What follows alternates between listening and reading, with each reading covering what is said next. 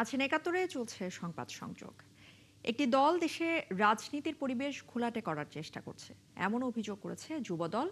সরকারের বিরুদ্ধে অপরাজনীতি অপপ্রচার অব্যাহত রাখলে সেক্ষেত্রে দাঁত ভাঙা জবাব দেওয়া হবে বলেও হুঁশিয়ারি দিয়েছেন সংগঠনটির নেতারা। বিকেলে রাজধানীতে প্রতিবাদ মিছিলের আগে সমাবেশে তারা এসব কথা বলেন। মোহাইমিনুল খান অপুর রিপোর্ট। অপসংস্কৃতি অপপ্রচার শিষ্টাচার বহির্ভূত রাজনীতির বিরুদ্ধে বুধবার বিকেলে রাজধানীতে এই প্রতিবাদ মিছিল বের করে জাতীয়তাবাদী যুবদল। নির্ধারিত সময়ের আগেই কানায় কানায় ভরে যায় নয়াপল্টনে বিএনপির কেন্দ্রীয় কার্যালয়ের সামনের সড়ক। এতে যুবদলের কেন্দ্রীয় নেতাদের পাশাপাশি ঢাকা মহানগর উত্তর ও দক্ষিণের নেতাকর্মীরা অংশ নেন। জামায়াতকে ইঙ্গিত করে সংগঠনটির নেতারা বলেন, বিএনপির বিরুদ্ধে নানা অপপ্রচার ও মিথ্যাচার করছে দলটি।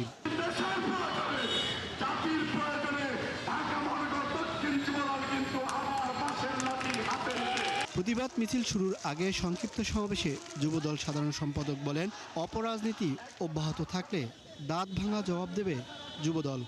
আগামী দিনে অপরাজনীতির বিরুদ্ধে এবং বিএনপি গণতান্ত্রিক পদ্ধতিতে সরকার গঠন করেছে, সেই সরকারের বিরুদ্ধে যদি কেউ অপপ্রচার করে, ষড়যন্ত্র করে, তাদের বিরুদ্ধে দাঁত ভাঙা জবাব দেওয়ার প্রস্তুতি গ্রহণ করবেন। এই সময় বিরোধী দলকে ইঙ্গিত করে সংগঠনের সভাপতি অভিযোগ করেন, রাজনীতির পরিবেশ ঘোলাটে করার চেষ্টা করছে একটি দল।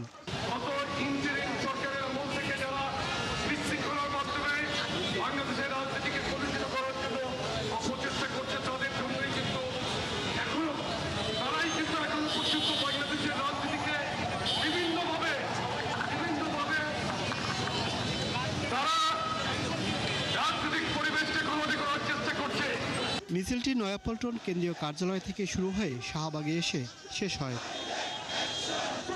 মোহাইমিনুল খান অপু, একাত্তর, ঢাকা।